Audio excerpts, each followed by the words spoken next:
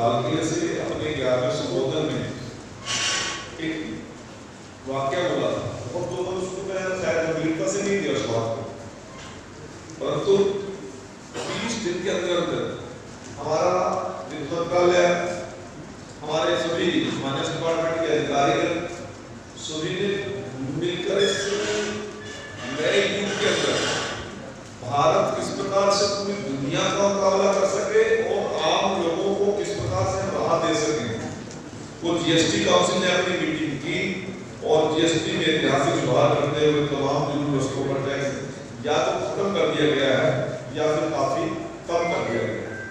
आज इस विषय को लेकर आपसे मैं बातचीत करने के लिए यहाँ पर आया हूँ। मैं आभार व्यक्त करता हूँ देश के माननीय प्रधानमंत्री जी का, मैं आभार व्यक्त करता हूँ केंद्रीय वित्त मंत्री निर्मला सीतारमण जी का, उनके साथ साथ सभी हमारे फाइनेंस डिपार्टमेंट के केंद्र के अधिकारी, हरियाणा प्रदेश के अधिकारी, सभी का बहुत महत्वपूर्ण उसमें रोल रहा है। मैं सभी का आभार व्यक्त करता हूँ।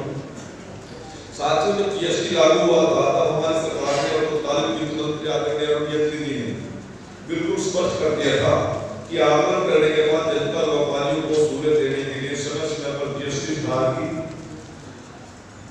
करेंगे और सुधार की आवश्यकता पड़ेगी तो करते रहेंगे, परंतु कोविड के अर्थव्यवस्था पर प्रभाव के कारण देरी हुई, लेकिन सुधार योजना के अनुसार हुई।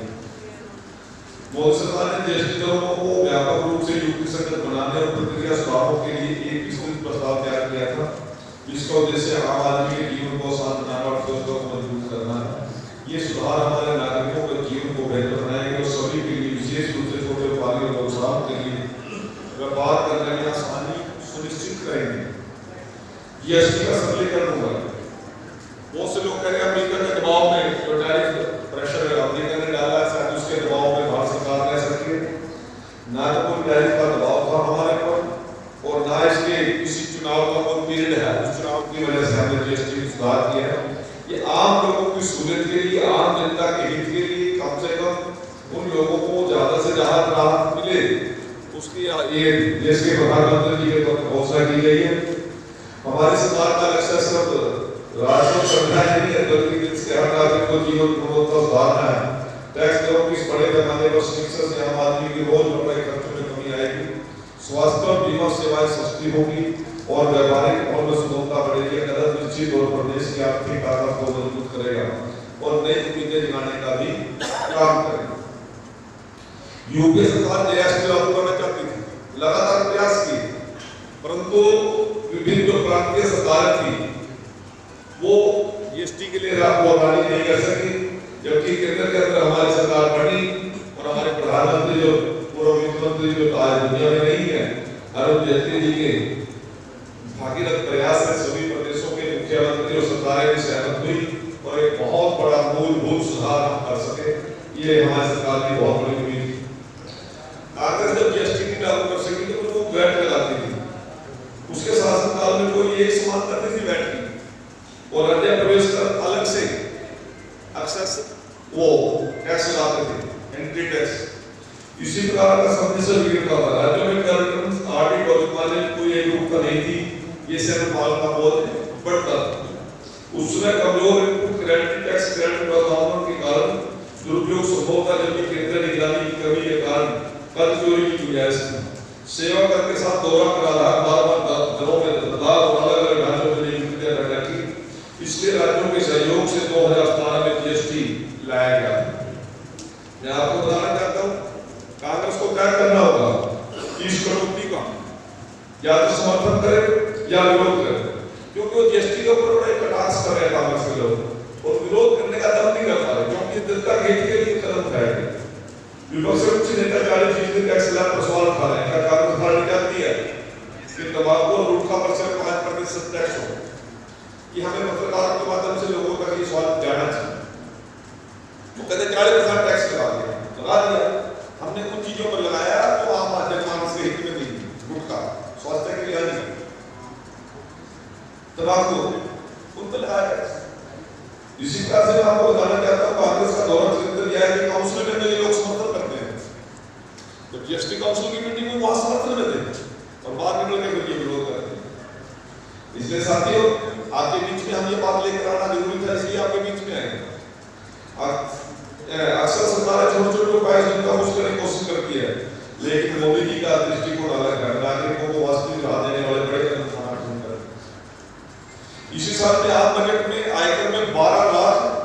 रुपए तक की आय को कर से दी गई कैसे छूट क्या करदाता और टैक्स से कहा दी है उसमें हमारे कैसे दाते जनता को अपनी प्राथमिकता में सबसे ऊपर रखा है।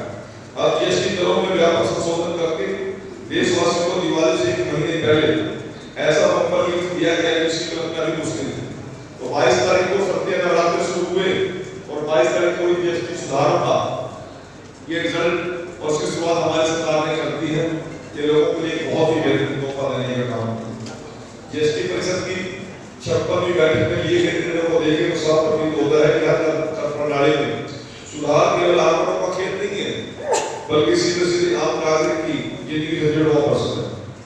22 नवंबर से लागू होने वाले बदलाव में जहाँ एक और रोजमर्रा की वस्तुओं को सस्ता कर दर को राहत दी है वहीं दूसरों क्षेत्रों में कर का बोझ भारी कर दिया है। हम आपको बता दें कि सबसे बड़ी राहत खाद्य पदार्थों घरेलू उपयोग की वस्तुओं में आई है। दूध, घी, पनीर, बिस्कुट, चॉकलेट, सूखे मेवे, नमकीन इन सब पर घटने से उपभोक्ताओं को प्रत्यक्ष लाभ मिलेगा। किसानों, शिक्षा, स्वास्थ्य को भी बड़ी राहत दी गई है। यह कदम न सिर्फ उपभोक्ताओं को राहत देता है बल्कि छोटे व्यवसाय और लोगों की सांस भी आसान करता है। ऑटोमोबाइल, नवीनीकरण ऊर्जा और निर्माण क्षेत्र को भी कर छूट देना इस बात का संकेत है कि सरकार रोजगार और औद्योगिक विकास को गति देना चाहती है। इससे उत्पादन और खपत दोनों को बढ़ावा मिलेगा।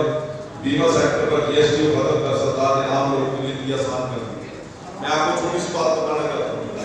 22 सितंबर से जीएसटी इंप्लीमेंट होनी थी परंतु महिंद्रा जो ऑटोमोबाइल्स के क्षेत्र में एक बड़ा नाम है उन्होंने उससे पहले उसकी शुरुआत कर दी। शायद 17 तारीख से शुरुआत की।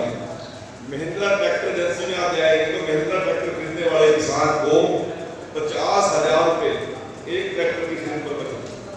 इसी प्रकार से मैं आपको बताना चाहता हूँ होटल्स में जो रूम बुक करते हैं उसमें भी 12% से 5% को लेकर 7% की सीधे ग्राहकों को भोजन जो हम होटल में करते थे उस पर भी 5% की जीएसटी जो हमने जीरो कर दी। दूध, पनीर, मक्खन जो किसान प्रोडक्शन पैदा करता है उस पर तो हम आम आदमी की जरूरत की जो चीजें हैं उसको हम 0% पे लेकर आने का हमारी सरकार ने काम किया है। इसी प्रकार से सिलाई मशीन और उसके पार्ट्स 12% से 5%, दवाइयाँ, आवश्यक मेडिकल सामान 12% से 5%, मक्खन, घी, डेयरी, स्प्रेड चीजें, ट्रैक्टर 12% से 5% पर, खेती, कटाई और थ्रेशर मशीन 18% से 5% पर, हेल्थ और लाइफ इंश्योरेंस 18% पर 0%, नोटबुक, एक्सरसाइज बुक 12% से 0 पर, टीवी एलईडी 28% से 18% पर, मॉनिटर प्रोजेक्टर 28 से 18 पर, पेट्रोल एलपीजी सीएनजी कार 28% से 18% पर, डीजल हाइब्रिड कार 28% से 18% पर, 3 व्हीलर भी 28% से 18% पर और 2 व्हीलर 350 सीसी तक 28% से 18% पर लेकर आने का हमारी सरकार ने काम किया। इससे आम जनमानस को एक बहुत बड़ी राहत मिलने वाली है। इसी प्रकार से 45 HP ट्रैक्टर जो 7,20,000 इसकी कीमत थी वो घटकर 6,75,000 बचत होगी 45,000। 35 HP ट्रैक्टर जो 6,50,000 का था वो होगा 6,09,000 41,000 की बचत होगी। 50 HP ट्रैक्टर 8,50,000 का था जो 7,90,000 53,000 की छूट होगी। पावर टिलर 13 HP का 20,352 का था 8,482 का होगा 11,873 रुपए की किसान को बचत हुई है। बहुफसली थ्रेशर 4 टन 24,000 का था 10,000 का करके 14,000 की छूट। इसी प्रकार से धान रोपण यंत्र 4 पंक्ति गो बिहाइंड 26,400 का था 11,000 का हो गया 15,400 की बचत होगी। सीड कम फर्टिलाइजर 11 टाइम 18,000 का था 7,500 का हो गया 10,500 की बचत हुई। पावर बीटर 7.5 HP का था जो 120 रुपए का था अब 3,925 रुपए का हो गया 5,495 रुपए की हमारी सरकार ने छूट दी है किसानों को। हार्वेस्टर कंबाइन 7,500 की 3,125 रुपए 4,375 रुपए की बचत हुई है। इसी प्रकार स्टार रीपर 5 फीट का 37,500 का था जो रीपर बोलते हैं हम कटाई करते हैं उससे खाने बोलते हैं तो 37,500 का था 15,625 का हो गया 21,000 रुपए की बचत होगी। 14 फीट का प्रभार जो 3,21,428 रुपए का था हो गया 1,33,928 रुपए 1,27,500 रुपए की सीधी बचत हुई। रोटावेटर 6 फीट का जो 13,392 का था 5,580 का हो गया 7,812 इसी पर 10 टाइम 18,214 रुपये का था, 7,580 रुपये का होगा, 10,625 रुपये की छूट हो। इसी प्रकार से ट्रैक्टर माउंट एक स्प्रेयर 400 लीटर जो 16,000 की लीटर का था और 6,696 को ऊपर 9,373 रुपये की बचत हुई है। स्क्वायर बेलर 6 फीट 1,60,714 का था, 66,964 हो गया, 93,750 लगभग 1 लाख रुपए की छूट हमने किसान को देने का काम किया है। इसी प्रकार से मैं और खादान की बात करूं, हार्डवेयर की बात करूं, इसके साथ साथ बहुत सी मेडिकल ऐसी हैं, दवाइयाँ ऐसी हैं जिसमें भारी छूट देकर हमने लोगों का जीवन रक्षा करने का काम किया है। ये तो मैंने आपको कुछ सैंपल दिए। आज ये भारतीय जनता पार्टी की टीम पूरे देश के अंदर हमारे अधिकारी भी घर घर जाकर लोगों को इसके बारे में अवेयर करने का काम करेंगे। इसके साथ साथ मैं 25 सितंबर से और 25 दिसंबर तक स्वदेशी अपनाओ, घर घर स्वदेशी, हर घर स्वदेशी का एक अभियान लेकर जा रहे हैं। हमारे जो गांव के अंदर रहने वाले छोटे दस्तार, जो शिल्पकार, जो हाथ से काम करते हैं, देश के अर्थव्यवस्था को, प्रदेश के अर्थव्यवस्था को, ग्रामीण अर्थव्यवस्था को मजबूत करते हैं।